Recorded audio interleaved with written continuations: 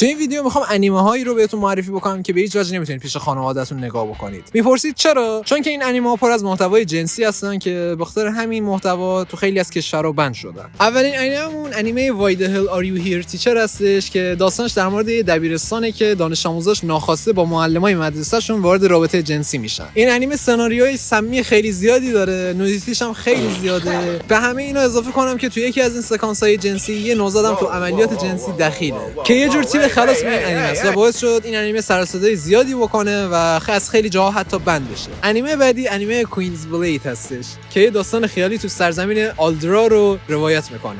توی این انیمه زنای جنگجویی هستن که توی تورنمنت شرکت میکنن که برنده این تورنمنت به مدت 4 سال ملکه کشور میشه. داستان که شاکاره، ولی باید بگم که این جنگجوها زرو لباسشون اصلا مناسب جنگ نیست. تیکای خیلی جزئی از بدنشون فقط پوشیده شده که همین تیکام توی صحنه‌های اکشن کاملا پاره میشه و همینجا مشخص میشه. انیمه بعدی انیمه پیتر گریل هستش. این انیمه داستان یه جنگجو به اسم پیتر رو روایت میکنه که توی تورنمنت جهانی برنده میشه و تبدیل به قوی ترین جنگجوی جهان میشه. بعد وقتی پیتر تازه شروع میشه، چون که خانمای زیادی به پیتر هجوم میارن، چون که میخوان از پیتر حامله بشن تا بچه‌هاشون جنگجوی قوی بشن. این پیتر بدبختم که عاشق یه دختر دیگه هستش، مجبور از دست این زنا فرار بکنه. انیمه بعدی انیمه کیس ایکس هستش. داستان یه پسری به اسم کیتا رو روایت میکنه که توی شرف وارد شدن به دبیرستان هستش، اما یهو باباش ازدواج مجدد میکنه و این آقا پسر صاحب 2 تا خواهر ناتنی یا استپسیستر میشه. دیگه خودتون سناریوهاشو میدونید چه اتفاقاتی قراره بیفته. کل داستان در مورد این پسر و رابطه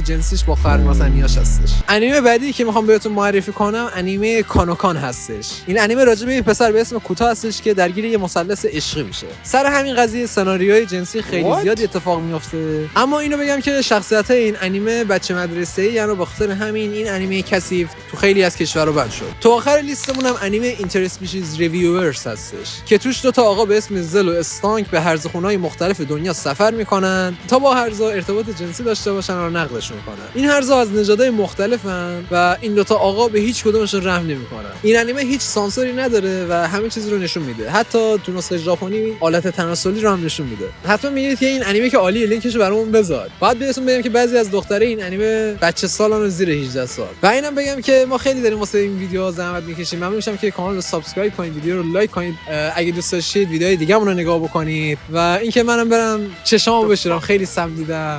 تا ویدیو بعدی بدرود.